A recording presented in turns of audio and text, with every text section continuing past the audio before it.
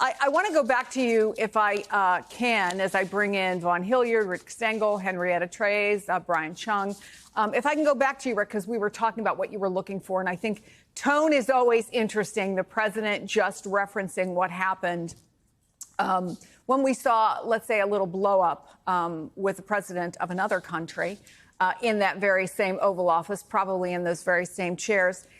It almost sounded diplomatic, but the president was not backing down on the U.S.-Canada border and making it the 51st state. Let me play that for you.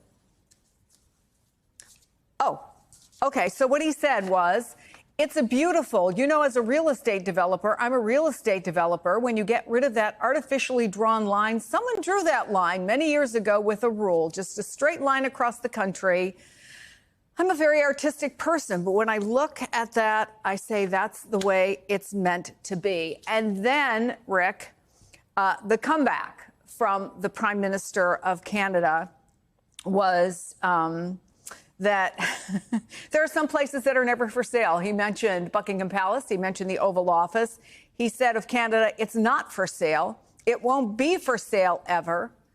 To which the president said, never say never.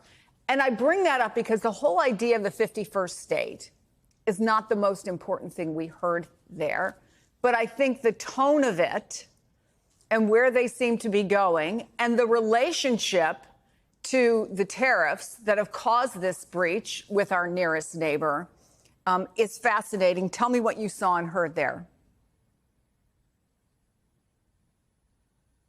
Well, Chris, this is so much to process. I mean, the first thing I'll say is how incredibly unorthodox, it is to take questions before the conversation with your fellow world leader.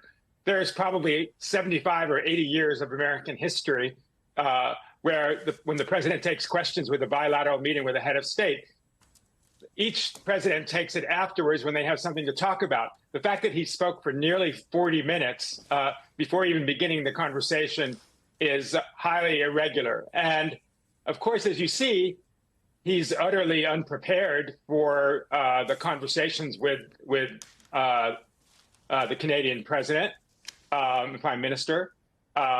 He's unprepared for all the other questions that he got. There's a farrago of mistakes that he made. I mean, this figure that he uses of our trade deficit with Canada of $200 billion, it's nothing like that. The highest figure I've seen is $60 billion, and it's probably more like half of that, $30 billion.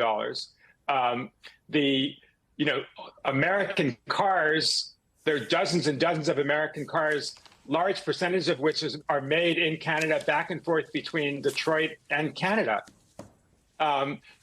This relationship with Canada is a marvel in the world that countries are very jealous of.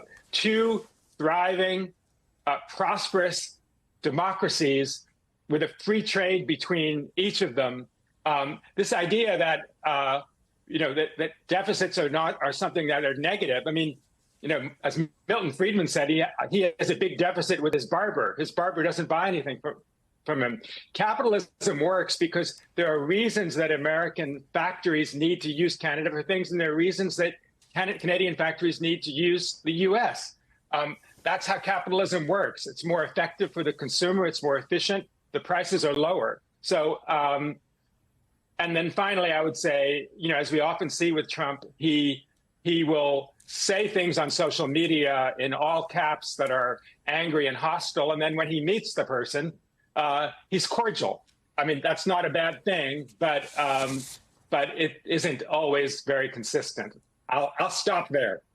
He did say you ran a really good campaign, and it is an honor to have you here after he kind of eviscerated him on social media. I also want to bring in White House correspondent Peter Alexander. Peter, this is something we have seen before. As Rick was just pointing out, until Donald Trump, you didn't seem to start negotiations in what was normally a photo op. Normally, and you've been in them before, I've been in them before, they're photo ops. Now they become sort of mini press conferences.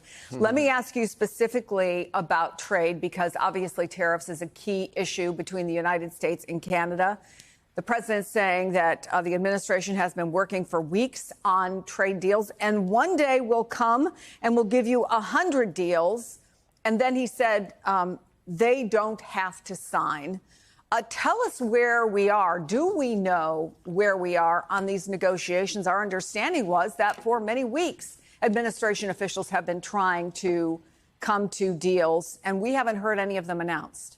They've been teasing an announcement with a foreign country over the course of the last several weeks. There hasn't been any formal announcement made yet. The speculation has been that it's likely an Asian country with whom the U.S. says it's been having conversations, South Korea, Japan, perhaps even India here. But we don't have any answers to that specifically as it relates to the negotiations that took place and the conversation you've been having here. A couple of things struck me. One, it wasn't so much just that the negotiating or the public statements began before the conversation between the two took place.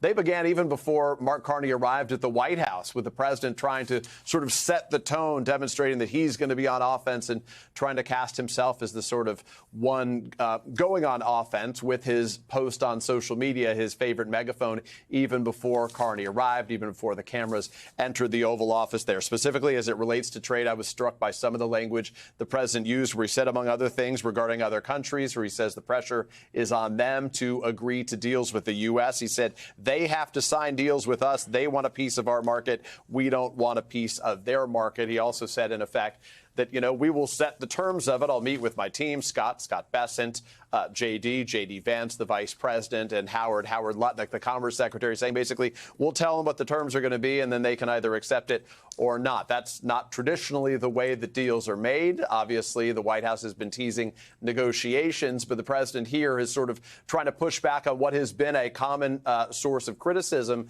how the president claims or insists he's going to be able to get 90-plus trade deals done with 90 independent countries over the course of 90 days, 3 months before the expiration of those deals, that baseline that he set on so many of these countries for the tariffs when he made the announcement on what he described as Liberation Day. And as it relates to China, most notably, where so much of the impact is being had on the U.S. economy, as you talk to businesses, some of those business leaders, Home Depot, Walmart, Target, all meeting with the president, making a direct warning to him about the impact over the course of the summer into the fall, where there could be empty store shelves or certainly a lack of product. The president acknowledged today publicly that there have been no direct negotiations with China yet, just a desire to talk right now. But obviously, that is where the rubber meets the road, given how much the U.S.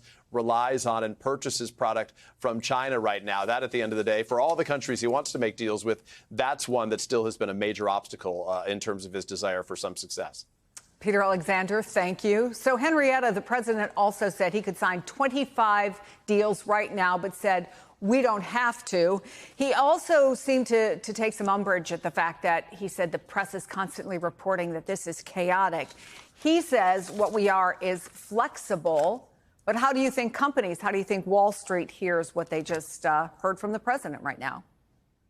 Well, as somebody who talks to Wall Street all day, I'll tell you the two things that I found most important. Number one, there's no deal coming with Canada, who, contrary to the president's assertions, is our biggest trading partner. So we have no near-term potential for a de-escalation in the 25% tariffs, the 10% baseline tariffs, the 10% tariffs on potash and energy. And that's going to be a huge negative for U.S. farmers who are not going to like to hear that, which is why, of course, we're talking about a bailout for U.S. farmers as the president perpetuates this trade war. So for Wall Street, the number one thing to know is that we don't have a near-term deal with our biggest trading partner. The second biggest thing is also from the perspective of the U.S. consumer, which, as you know, is 80% of the U.S. economy. The president just referred to the U.S. consumer as the ultimate luxury shopper. I think that's going to come as quite a surprise to American families who have on average $1,000 in savings. So this is not to be used on buying dolls, as the president asserted earlier this week. But when you have a 25% tariff on cars, 4 tires that you have to buy at the same time when you need a new car, a new muffler, whatever those products are, that's what the consumer is going to be paying for. And there are no deals on any countries of magnitude in the foreseeable future. I don't think Prime Minister Carney really even needed to be there, because the conversation was not about reaching a conclusion to bring those tariffs off. And the president flatly said they were not coming off. and nothing in this conversation would take them off today. It wasn't just what he said, it was the way he reacted. And if you were watching the face of the prime minister, look at him when the president says, you know, we don't do much business in Canada. The way he looks, the way he moves his head. What is the challenge for him, who, again, was just elected because he was going to stand up to Trump? Right, exactly. I mean, what is he there for? I mean, we're going to get an announcement on something. It's plainly not Canada and Mexico trade agreement. It's probably not even related to trade. And I think that the prime minister had to go. I think it's an important opportunity for him to assert to his constituents that they will not be becoming the 51st state. And he belabored repeatedly that they're not for sale. So I think a lot of this is just for headline effect that pleases President Trump, but it does not do anything to help the U.S. consumer, and it does nothing to advance the U.S.-Canada dialogue.